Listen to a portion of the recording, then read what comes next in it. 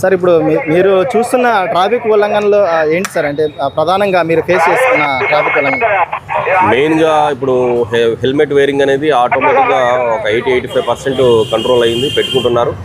Remaining మనం చూసే దాంట్లో త్రిబుల్ రైడింగ్ అండి, బాగా త్రిబుల్ రైడింగ్ చేస్తూ ఉంటారు. అలాగే డ్రైవింగ్ లైసెన్స్ లేకుండా వస్తూ ఉంటారు.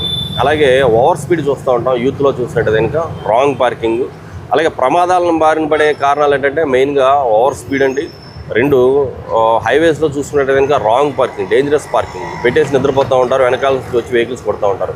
మన సిటీ వరకు చూసుకున్నట్టయితే కనుక ఓవర్ స్పీడు, హెల్మెట్ లేకపోవడం, అలాగే డ్రైవింగ్ లైసెన్స్ లేకపోవడం, ఇవన్నీ కూడా మనం జనరల్గా చూసేది. Triple riding, rash driving, snake driving చేస్తూ ఉంటాం. ఇవన్నీ కూడా జనరల్గా మనం చూసే మైనర్ డ్రైవింగ్ ప్రధానంగా మనం చూస్తూ ఉంటాం.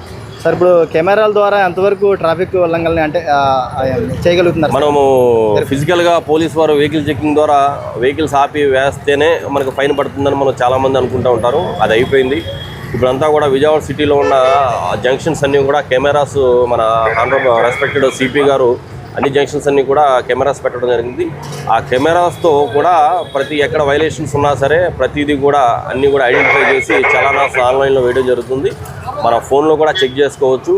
గూగుల్ క్రోమ్ కానీ సఫారీలో కానీ మనం బ్రౌజ్ చేసినప్పుడు ఈ చలానా.పరివాహన్ యాప్ ఓపెన్ చేసినట్టయితే కనుక దానిలో 3 కాలమ్స్ ఉంటాయి, 3 బటన్స్ ఉంటాయి. మీ యొక్క డ్రైవింగ్ లైసెన్స్ కానీ, మీ యొక్క వెహికల్ నెంబర్ కానీ, చలాన్ నెంబర్ కానీ కొట్టచ్చు. మీ వెహికల్ నెంబర్ దగ్గర వెహికల్ నెంబర్ అన్నది బటన్ క్లిక్ చేస్తే మీ వెహికల్ నెంబర్ ఎంటర్ చేసి క్యాప్చా ఎంటర్ చేస్తే కనుక మీ వెహికల్ మీద ఏదన్నా చలానా ఉంటే కనుక ఖచ్చితంగా అక్కడ డిస్ప్లే అవుతుంది.